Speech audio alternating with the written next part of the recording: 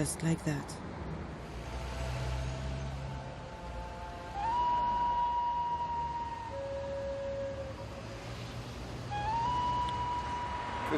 That's part of the green line. It's passing through this road.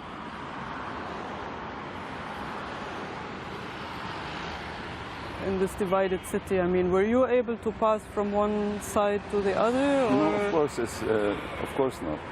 And the only people that they can cross the green line to the both sides, mostly they were the commerciants or the Red Cross or the army, the Lebanese army. So in general, it was not possible to everyone to cross. The date of the end of the war, the civil war, we start to, most of the people, they start to visit the other sides just to see which kind of people they were fighting or which kind of people. Some of them, especially the youth, they were thinking that there is different shapes even. They have image in their mind that they have different shapes. Monster or what? They are totally different than the others. Now you can feel it, that the invisible wall starts to continue exist in the same place. And actually, now it's growing up more and more than before.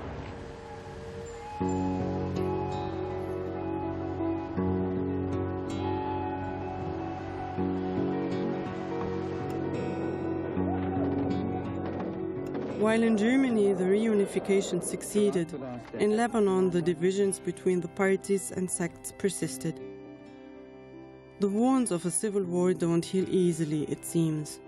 In the 1980s, I was demonstrating for peace in West Germany. In Lebanon, the civil war had become very complex and very dirty. Ziad was right in the middle of it, still being one of the most important military commanders of the Communist Party. أنا تعرفت على بيسور مرتين.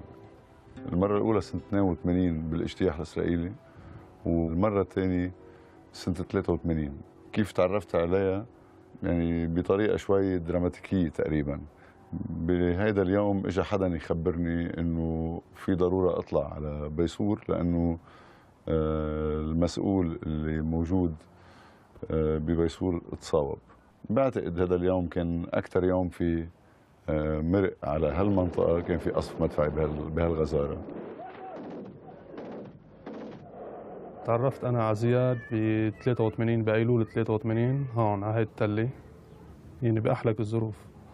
تعرفت عليه كان القائد العسكري والميداني هو هون، لما كانت المنطقة بتسقط وما في كتير مقاتلين، حتى القيادة العسكرية كانوا أغلبهم أو استشهدوا أو تصاوبوا وطلعوا من المعركة.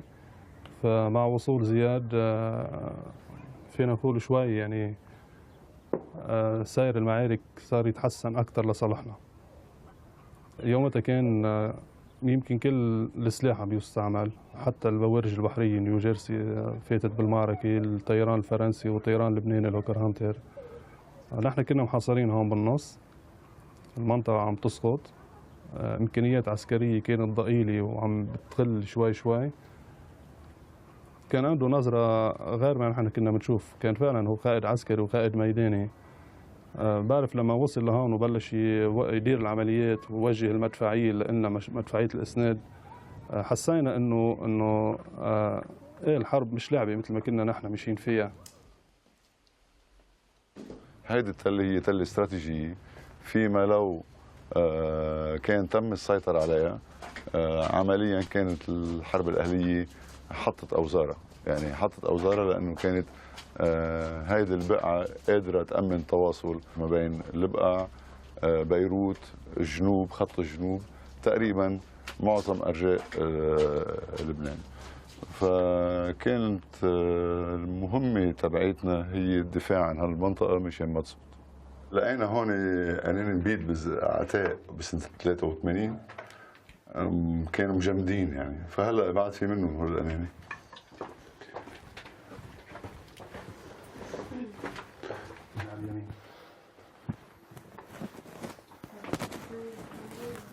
You see the mouse, Christina? هون كانوا الشباب يناموا بهذه الغرفة.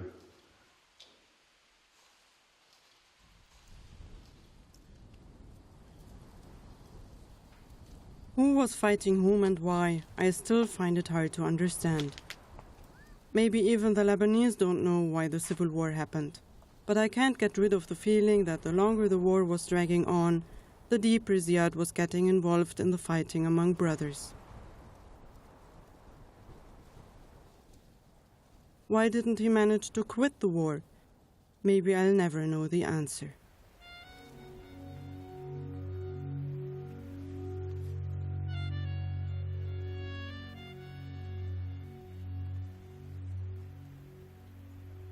When I came to Lebanon 10 years ago, its ruins fascinated me. I thought that each destroyed building bared a secret and told me the story of life and death.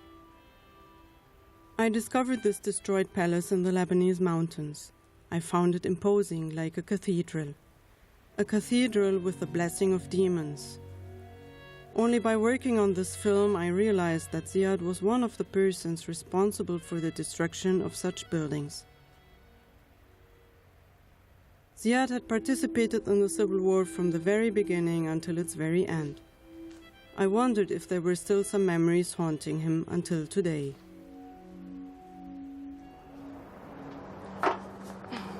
Ziad? Ziad, can I ask you something? Mm-hmm. Yeah. I made a plan of the things that we still have to shoot for our film. Are you listening to me? Yes, yes. Yeah. So I think we still have to do some things in Beirut and in our house, and I was thinking if we can go to the archive of the Communist Party. And I did some more research and I asked some people, and basically all of them, they asked me, will he speak about Tripoli? So I think there is something about Tripoli, and I was wondering, or I think that we should go to Tripoli to shoot there. Please, let's take Tripoli away now. Later on, maybe we'll shoot. But now let's speak. We can shoot. You can shoot in Al-Khaim, in Beirut, in different places. But leave Tripoli. Why? Right now.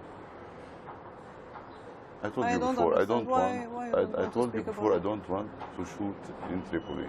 Why? There is so many reasons. At least one of these reasons that I feel stupid because I shared in this battle. So maybe it's good for you to speak and to let it go and to. I don't feel that it's the right timing now.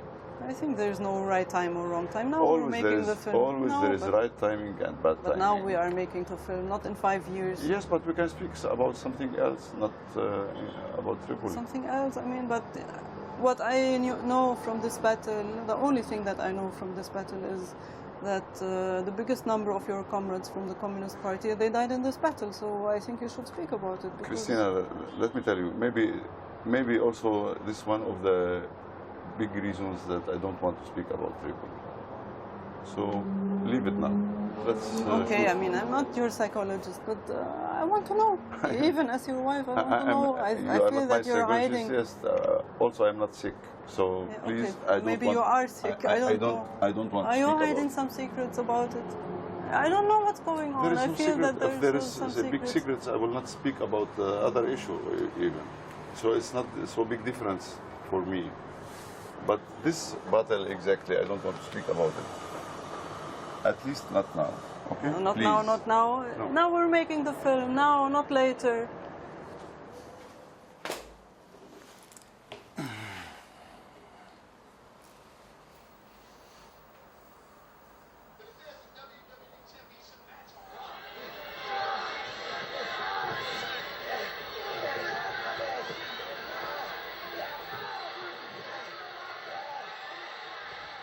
سخته حظي الثورة القضية العدالة والمساواة مبادئي مبدئي دم الشهداء كان إذا واحد منا يحلف بدم الشهداء معناتها أكيد اللي عم بيقوله إنه ما عم بيكذب أكيد اللي عم بيقوله صح كنت أتخيل كل شيء إلا إنه تخلص الأشياء بهالطريقة كنا بنص المعركة قصف واقتحامات، بعدين بيجينا أمر إنه نفوت على معمل الكلور، بنفوت على معمل الكلور وبنتقدم وبينقصف المعمل وبيطش الكلور. استشهدت. عادة إنه المقاتلين عادة بيستشهدوا بالمعارك.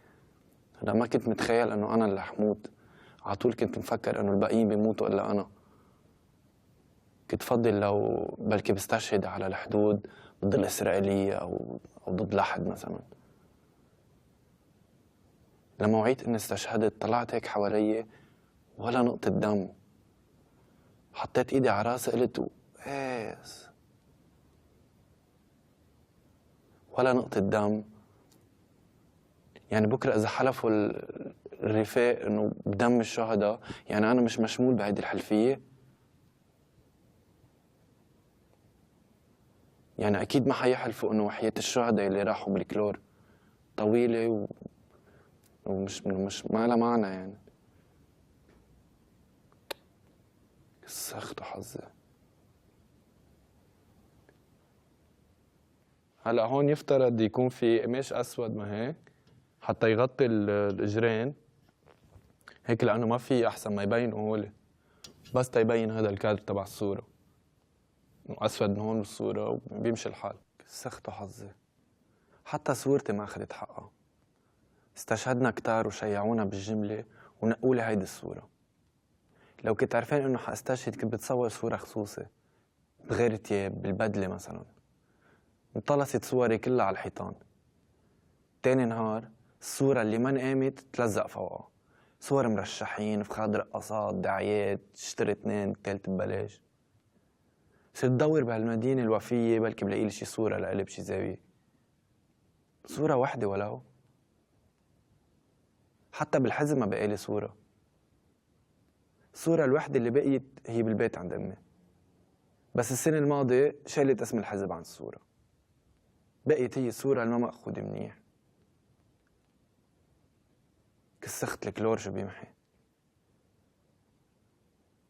هلا هون لازم توقع الوردة، عاملين لها طريقة انها تفك يعني لوحدها، بس هلا انا حنزلها هيك، هاي معناتها انه كسخت وحظه. توقع.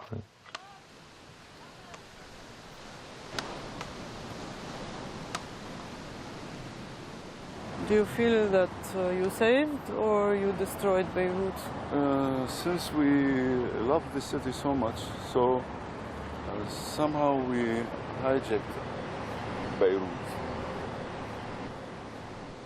لأنه حبينا بيروت هالقد قمنا بخطفة. قمنا بخطفة لحتى نحتفظ فيها لحالنا.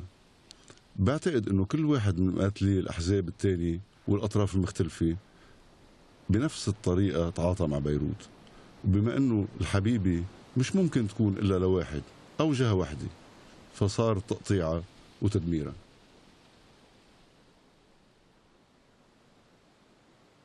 الأولاد تربوا بيهم بطل ومناضل وصادق، ما بيتنازل، ما بيبيع حاله لحدا وما بيغير قناعاته. وبتربوا انه هن يناقشوه بكل حرية ويحترموه. لأنه أنا ولا مرة ما احترمته لزياد، ولا مرة شفته بس رجال ومرأة، على طول كنت شوفه هيدا البطل. يعني اللي بنظري أنا لو زياد استشهد بالحرب كان بالنسبة للشباب اللي عرفهم واللي اشتغل هو إياهم تشي جيفارا. وفي شباب قالوا لي إياها عندهم زياد تشي جيفارا. جيفارا مات، جيفارا مات، جيفارا مات، جيفارا مات. آخر خبر في الراديوهات وبالكنايس. After the Lebanese civil war was over, Ziad and Muna got divorced. He had to adapt to life as a civilian. He had to become someone normal. قدرت أعمل فصل إنه الحرب انتهت إلى غير رجعة، بتمنى يكون لغير رجعة، وبشتغل مشان ما تتكرر، وأنا عم بشتغل بهذا الميدان. بس يعني هل كان طموحي إنه أكون موظف وروح أمضي الصبح وأمضي على شيء؟ ما كان هذا طموحي. ولكن إذا كان هذه هي الوسيلة اللي بتدخلني بحياة الاجتماعية وبالحياة المدنية، ما في خيارات أخرى، فهي وسيلة يعني بدي أتقبلها.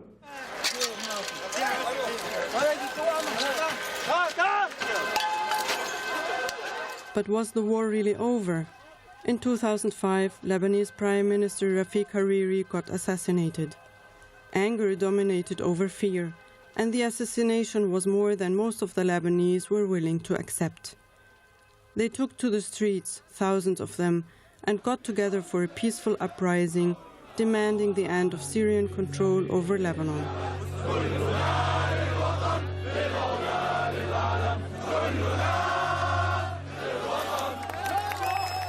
Ziad was very enthusiastic about this new peaceful movement.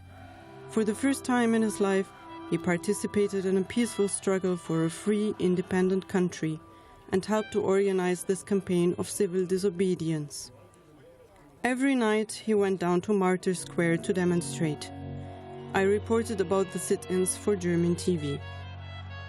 On the 14th of March, about 1.5 million Lebanese demonstrated peacefully for the pull-out of the Syrian army and its security sector from Lebanon. The atmosphere was great. Although I wasn't Lebanese, this day was one of the happiest days of my life. The Syrian army pulled out soon after, but the Lebanese had to pay a high price for this newly gained independence. In June 2005, Ziad's political companion and friend Samir Kassir got killed by a car bomb. Until now, we don't find words for our anger and our grief. He is a big loss. And yet a few weeks later, Ziad's wartime comrade George Hawi, the leader of the Communist Party, got assassinated. Our joy over the Lebanese uprising had lasted very shortly. Lebanon was thrown back into the black days again, it seemed.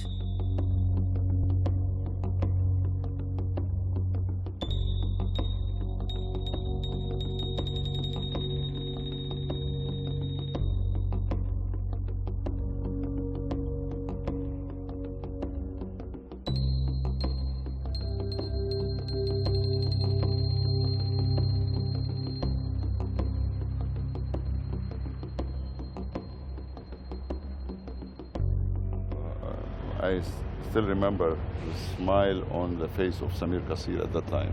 And he said to me, look, the people in the streets, they have a different target than the leaders on the presidium. So they will be on the stage. They will be disappointed after a while. He said. He said. Yeah. So I was disappointed. You were not disappointed? For me, because for me, I know the quality and their targets. Their targets, it's but different. You gave your heart. You went down every day, and every night. You spent almost every night there. What we did, it's a great thing. We have more or less. It's free from our country. It starts to be free from the direct control of the Syrian army, which is not a small thing. That's why we still pay prices for that, what we did. So that means it's very big. To have independent country, you have to pay for it, and that's why we are paying for it until now.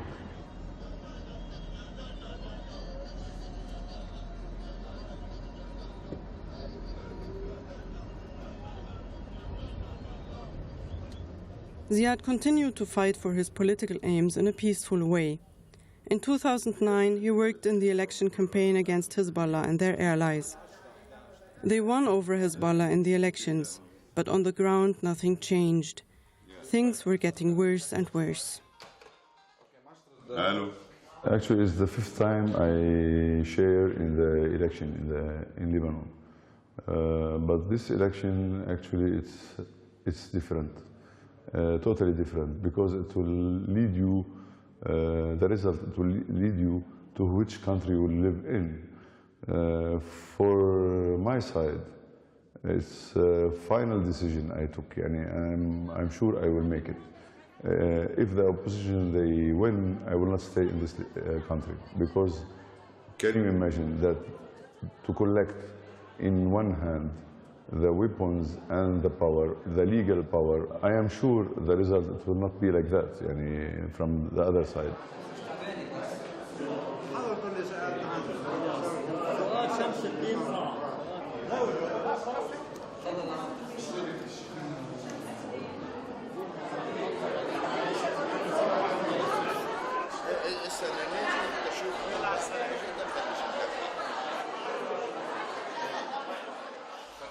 I can tell you that we win. Now they close all the how you say it, the boxes. They close it at 7 o'clock, exactly before 10 minutes, and I am sure that we win.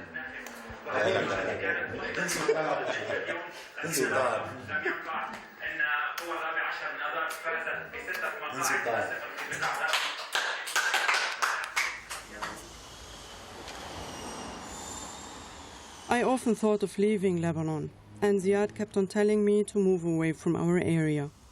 Whenever he stepped out of our home, he crossed an invisible ideological borderline.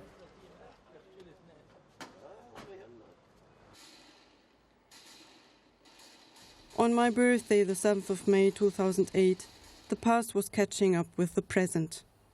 Hezbollah and their allied troops invaded Beirut. On the neighboring building, a crazy gunman was shooting.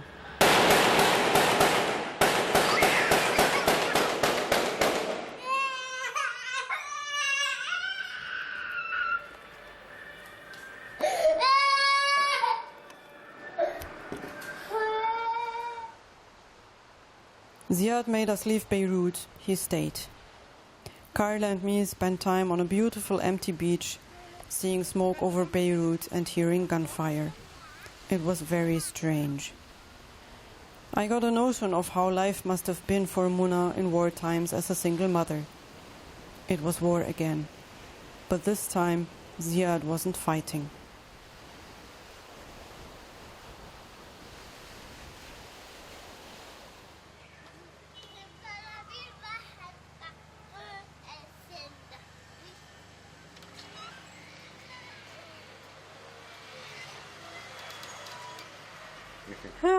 يعني كارلا منيحة أنا مش منيحة. كارلا منيحة أنت مش منيحة ليه؟ إيه عندي هيك شوي ستريس. أنا في شيء اسمه زيرو ستريس. هيدا منيح زيرو ستريس أوكي. بكون بدك شيء للسكيزوفرينيا بعد. أعطيني شيء للسكيزوفرينيا. أنا بهيدا البلد يعني. ممكن. واحد بدل مجنون. بس كلهم هون بالآخر شيء بده يصيروا تروح على السكيزوفرينيا.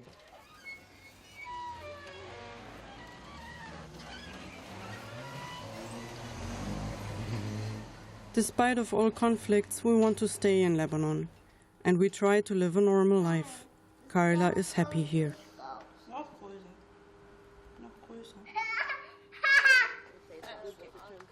After the mini-civil war in May 2008, Ziad and I got involved in peace projects with Lebanese youth.